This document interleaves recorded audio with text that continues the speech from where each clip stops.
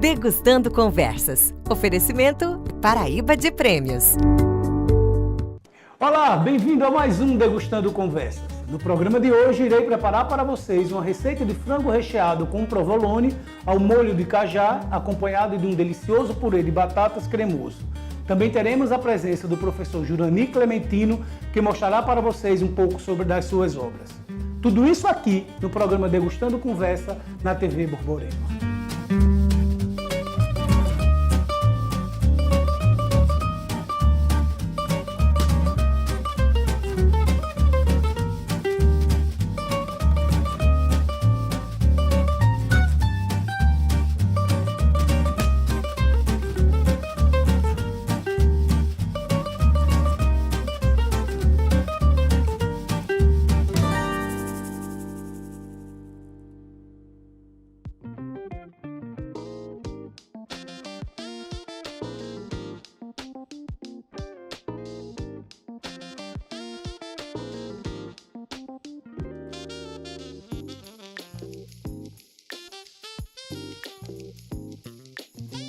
Agora nós vamos temperar ele dos dois lados. Vamos temperar com sal, um pouco de sal,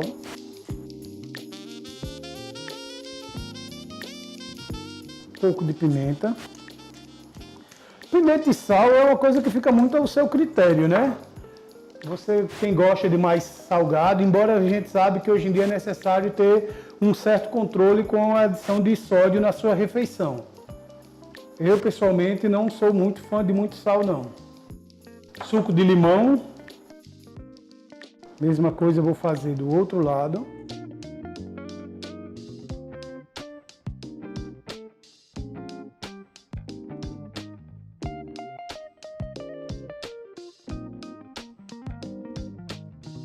Como você pode ver, o tempero é bem simples.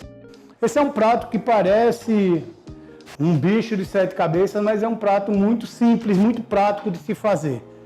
Deixa ele aqui um pouco, porque enquanto isso eu vou preparar a nossa mistura de maionese com manjericão e salsa, que a gente vai passar também no nosso filé de frango. Vou pegar uma espátula aqui. Aqui está o manjericão picadinho.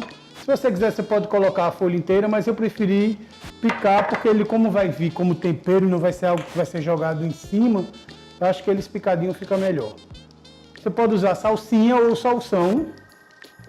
Também, se quiser substituir pelo coentro, não há problema, mas eu não gostei muito com coentro, não. Acho que o coentro fica mais saboroso com peixe.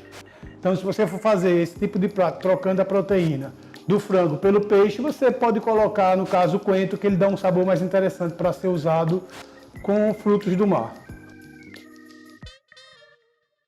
Aqui, você pode ver, eu fiz uma mistura da maionese com a salsinha e o manjericão. Mais uma vez, eu vou trazer o nosso filé de frango para cá. Vou passar essa mistura pelo peito de frango, já fatiadinho.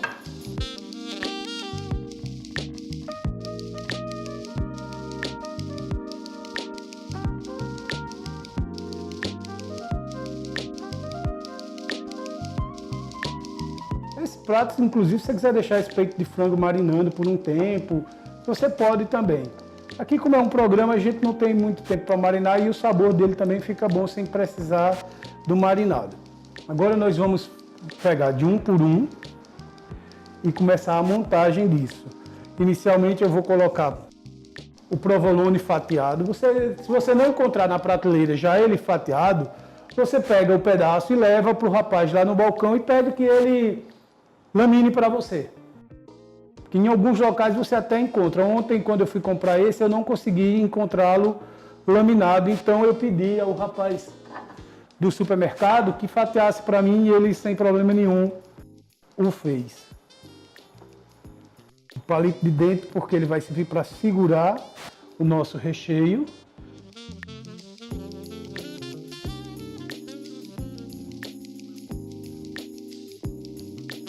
Nunca esqueça de, quando for servir, de tirar os palitos. Não é elegante você colocar os palitos na mesa também.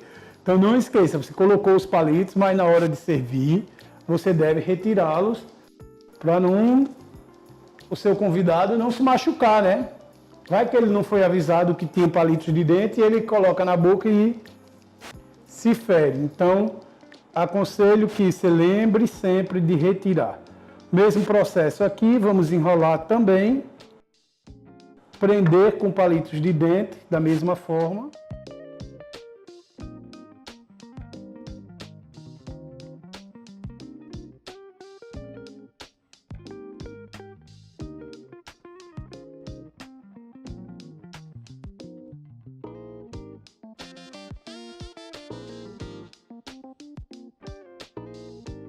Agora a gente vai dar uma selada nesse frango numa frigideira e depois a gente vai colocar no refratário.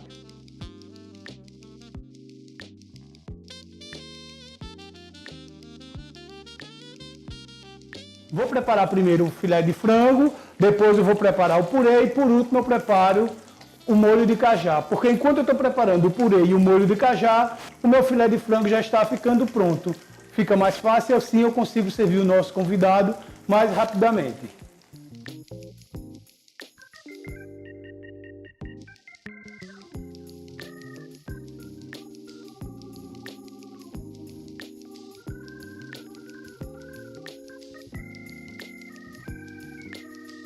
O recheio também você pode substituir, não é obrigado a ser um provolone. Você pode colocar cenoura, palmito, um outro tipo de queijo se você quiser. Também fica legal você fazer uma misturazinha dos 3 tipos de pimentão com um queijo parmesão ralado e um pouquinho de maionese. Você tritura isso, mistura e faz um recheio com isso, também fica bem saboroso. Eu gosto muito de fazer isso quando eu vou fazer um bifezinho, uma milanesa ou um bifezinho a rolê. Eu normalmente uso esse tipo de mistura e fica bem delicioso.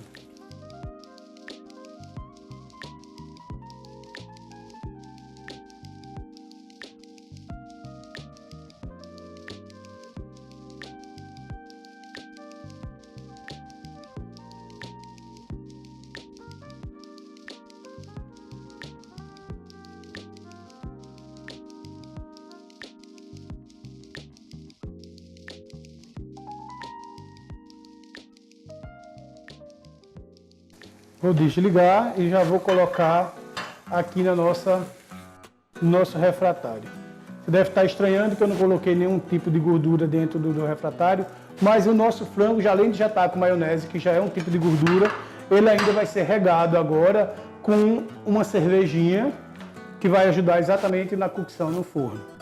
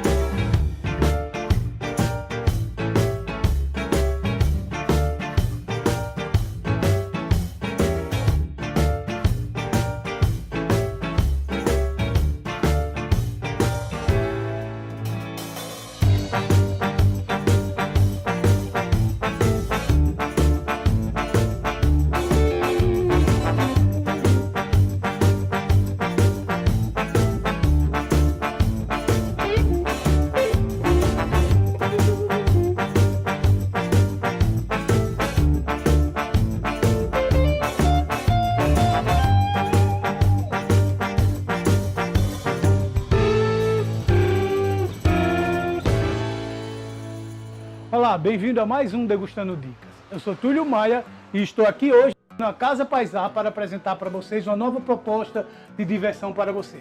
Para isso, contarei com a presença do meu amigo Cícero Alves, que é o coproprietário desse estabelecimento. Prazer, Vamos lá, Cícero? vamos conhecer um pouco da casa. Vamos, sigam-nos. Cícero, fale-me um pouco do qual é a proposta da Casa Paisá. A casa ela surgiu com o intuito de fazer o cenário cultural de Campina Grande enfervescer novamente. Ou seja, todos que compõem a casa, os sócios, são artistas. Eu, Edmilson, Toninho Borbo, que é músico. Edmilson, para quem não sabe, é o nosso câmera que está aqui por trás. Lúcio, Eric e eu. Então a gente pensou assim, como é que a gente vai ecoar as nossas obras? E aí a gente pensou, vamos abrir um pequeno centro cultural. Então a Casa Paisá surgiu não só para a gente ecoar as nossas obras, mas para receber também os artistas daqui de Campina Grande e fora também, né? Então, além de ser um local para você tomar alguns drinks, um café, você Isso. também tem outras opções culturais dentro dele. Isso. E o seguinte, nas quartas-feiras a gente tem o Quarta Literária, que funciona aqui exatamente nessa sala, onde a gente convida um autor ou um palestrante para falar um pouco sobre literatura e temas correlatos.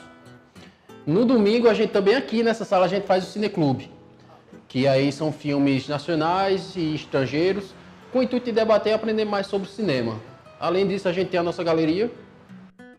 O intuito é que a galera venha, consuma um café, pega um livro, leia, passe o dia na casa mesmo, circulando um pouco sobre ela, né? Como você faz também essa captação desses livros? São acervos de vocês, doações de amigos, de terceiros? Se alguém também estiver interessado em lhe doar alguns livros, é possível ele fazer isso? É possível a doação de livros. Esses livros hoje que você vê, parte é de alguns de sócios, mas a grande parte é da madrinha da casa, chamada Ida Steinmiller, que já participou do programa. Steinmiller, claro. Que ela não só doou os livros, mas também os móveis que hoje compõem a casa, né? Sinal um design muito interessante. Eu acho que é dos anos 50, Isso, 40, coisa assim, né? Ela hoje é a madrinha da casa e quando ela veio visitar a casa, ela achou que os móveis tinha que ser também de época para que ela combinasse perfeitamente, harmonizasse mesmo com a casa, né?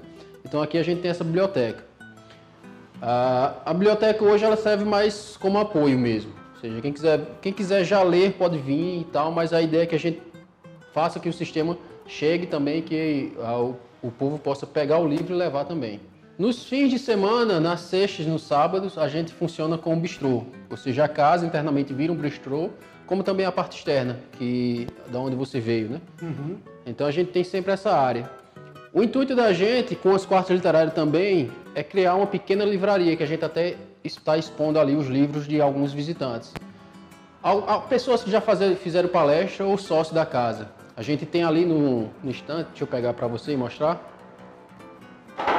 Hoje temos o livro de Eric de Brito, que é um dos sócios da casa.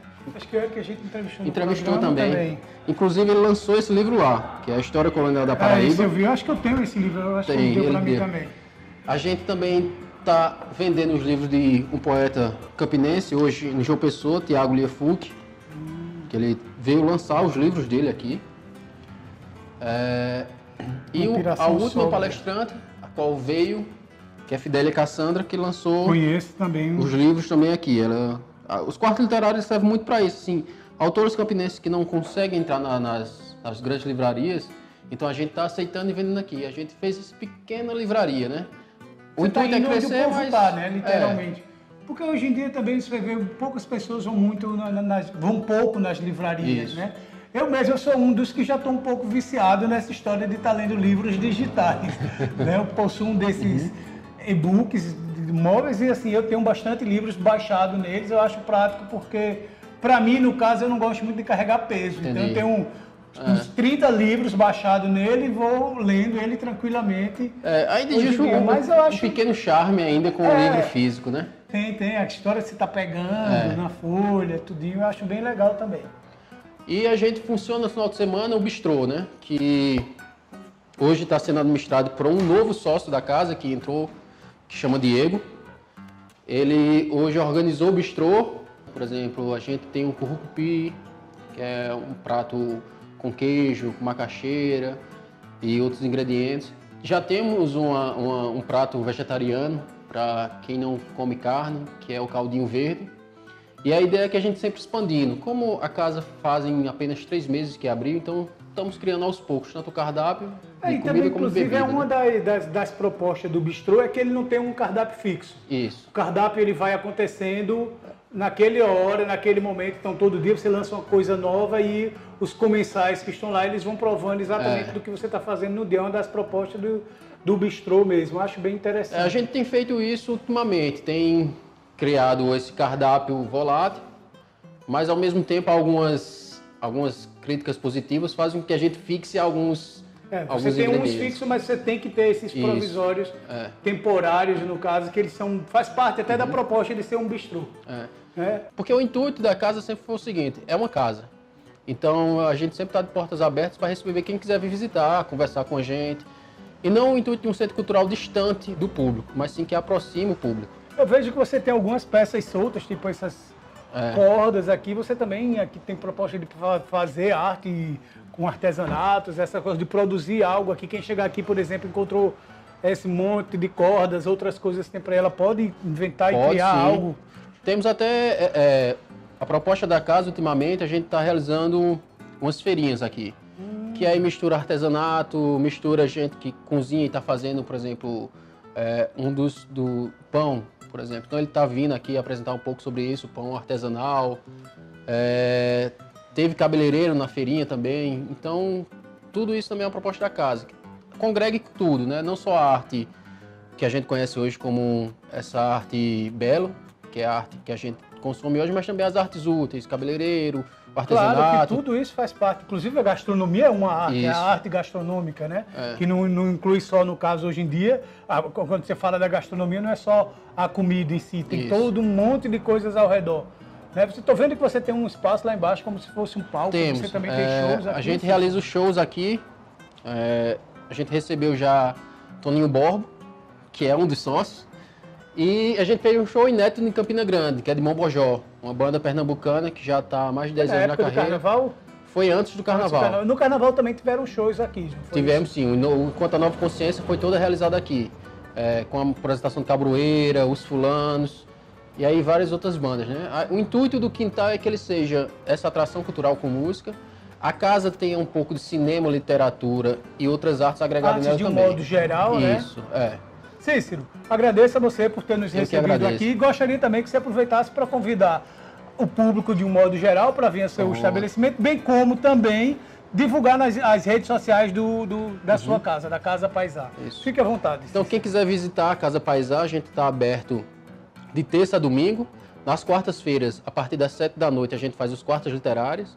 Nos domingos, a gente faz o cineclube. Nas quintas, a gente tem aula de yoga. E de sexta a sábado, a gente tem um bistrô aberto. Então, venha nos visitar e siga a Arte Casa Paisá no Instagram. Agora que a nossa receita já está pronta, vamos receber o nosso querido amigo professor Jurani Clementino para degustar o nosso prato comigo e batermos aquele papo bem interessante. Professor, seja bem-vindo, é uma honra tê-lo aqui. Gostaria que você falasse um pouco de quem é Jurani Clementino. Então, Jurani Clementino é um rapaz que saiu lá do interior do Ceará e veio morar na Paraíba há 18 anos. Sou de uma cidade chamada Vaze Alegre. E aqui vim para estudar com muitos jovens, né, sonhadores que chegam aqui em Campina Grande atrás de realizar sonhos de formação, etc. Fui ficando, né, e já faz aí quase 20 anos que eu moro em Campina Grande. E me formei, né, eu sou jornalista, a minha profissão, e depois fui fazendo as minhas pós-graduação e aí fazendo outras coisas até que entrei para o mundo da produção mais além da academia, né, que é a questão da publicação dos meus trabalhos literários, da minha questão mais de uma liberdade de criação. Mas Jurani acaba sendo um projeto de sonho, de ideias, de juventude, que começa lá no Ceará e que acaba aqui pelas bandas da Paraíba. Acaba não, né? Continua aqui aqui na bandas da Paraíba, não acaba, né, na verdade. Aliás, não só na Paraíba, né? Pelo que você falou, você fica na Paraíba, você fica no Ceará ao mesmo tempo e com as suas obras você está no mundo. Eu tenho... Na verdade, eu já morei, quer dizer, eu morava durante um tempo, que eu estou aqui há 18 anos, então eu morava na Paraíba, trabalhava em Pernambuco, fazia pesquisa em São Paulo e no Ceará. Teve uma época que eu me apresentava um pouco assim.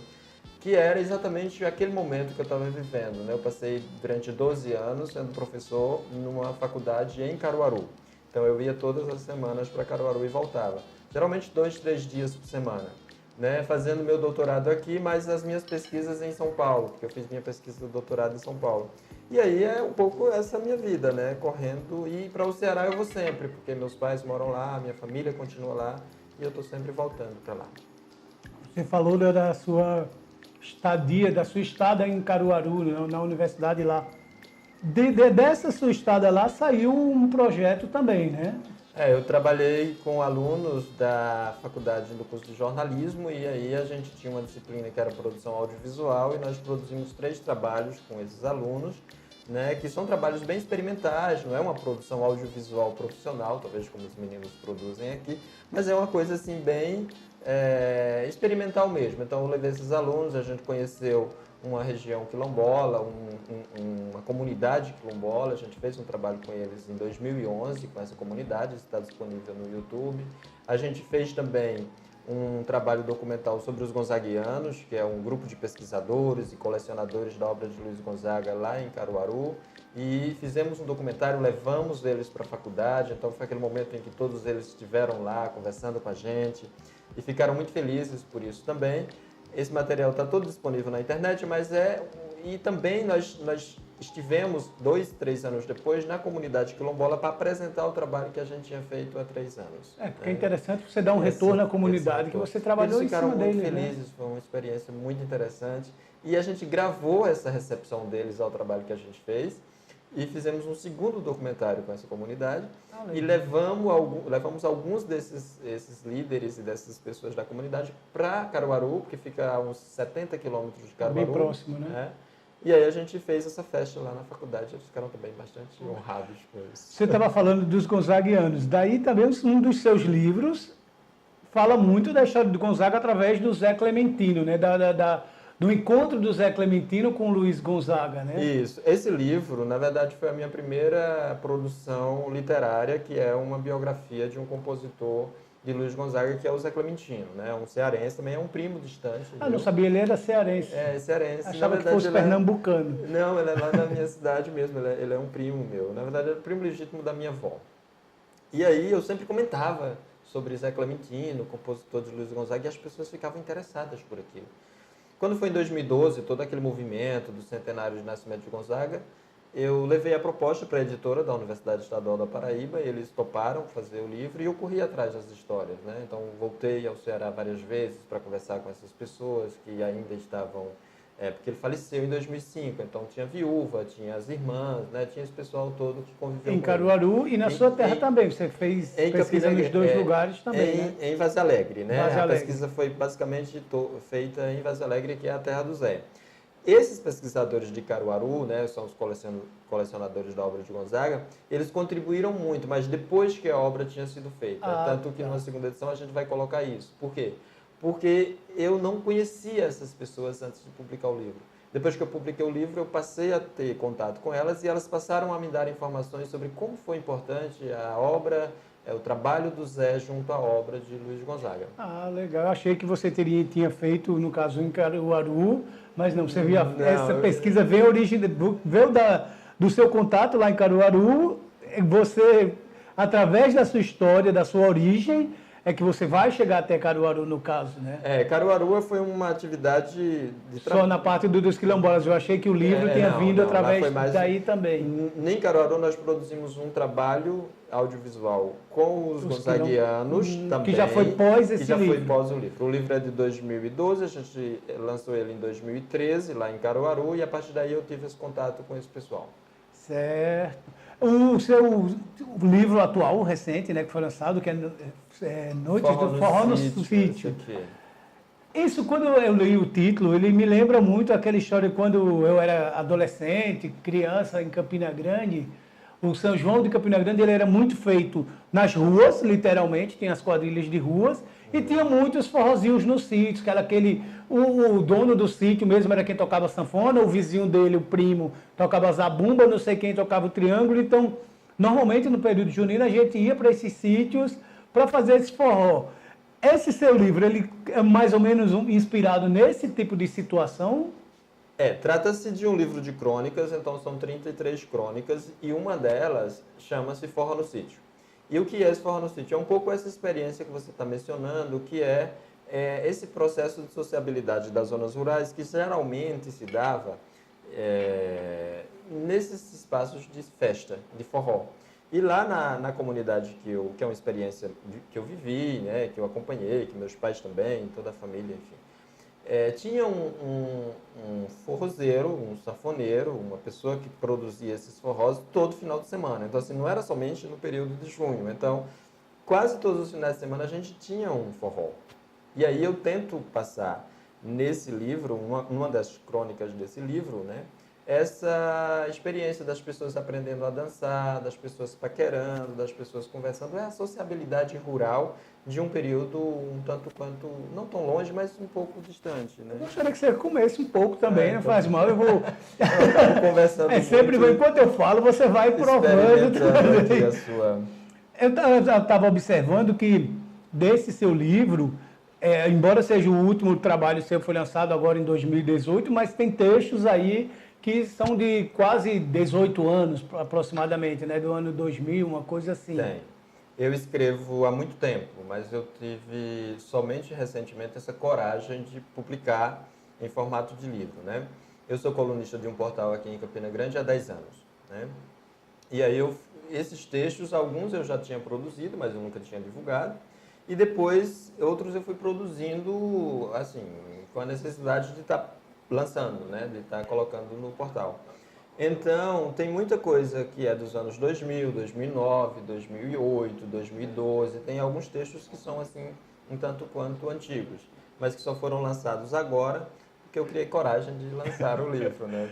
Pessoalmente, eu sou um fã muito grande de crônicas, por ser textos curtos, e ele conta uma história inteira num pequeno espaço de palavras, eu diria assim, né? Com poucas palavras você conta uma história completa. Normalmente uma crônica ela passa por um dia, acontece praticamente num dia só, né? Gostaria, para finalizar, que você falasse um pouco dessa sua experiência, de como criar os seus contos, né? De onde vem toda essa inspiração e onde é possível encontrar o seu trabalho. Então, essas crônicas, esses meus textos, as minhas inspirações, eles surgem a qualquer lugar, a qualquer momento e a qualquer hora. Não tem assim, eu não sento para produzir. Eu tenho produzido de maneira mais sistemática recentemente, porque eu assumi uma coluna de crônicas na emissora de rádio da minha cidade. Isso vai fazer 2 anos, e aí eu procuro contar histórias que são muito ligadas ao contexto deles. E aí eu tenho procurado na memória isso. Mas aí eu estou aqui com você, comendo, estou bebendo em algum lugar e as coisas vão surgindo, vão aparecendo. Vou no carro, vou no ônibus, vou em qualquer lugar, as coisas vão aparecendo e eu preciso parar para fazer aquilo. Então as tecnologias me ajudam muito, você pega o celular e aí você consegue fazer isso de maneira rápida, ou coloca ali as ideias principais e depois quando chega em casa, senta no computador com mais tranquilidade e finaliza. Mas o meu processo, ele é meio... que eu acho que é de todo escritor, de todo acadêmico, de todas as pessoas que produzem mais livremente. Fazer isso quando vem a inspiração. Ela chega, o santo baixa, né, desce, você aceita. Gente, a conversa está tão boa, por mim eu ficaria muito mais tempo, mas o nosso programa ele tem um tempo contado, né? Gostaria de agradecer a presença de Jurani Clementino, professor. Para mim seria também um historiador, um multiman. Foi um prazer tê-lo aqui. E muito obrigado pela sua presença. Eu que agradeço muito por ter sido convidado aqui. Fico à disposição. Quero parabenizar pelo prato, né, e pelo programa. E muito obrigado, viu? Agora vamos terminar de comer, que é o melhor que a gente faz. Tá bom, hein, essa aqui? Curta, siga e compartilhe o nosso programa nas redes sociais. Chegamos ao final de mais um programa. Espero que você tenha gostado e até o próximo sábado.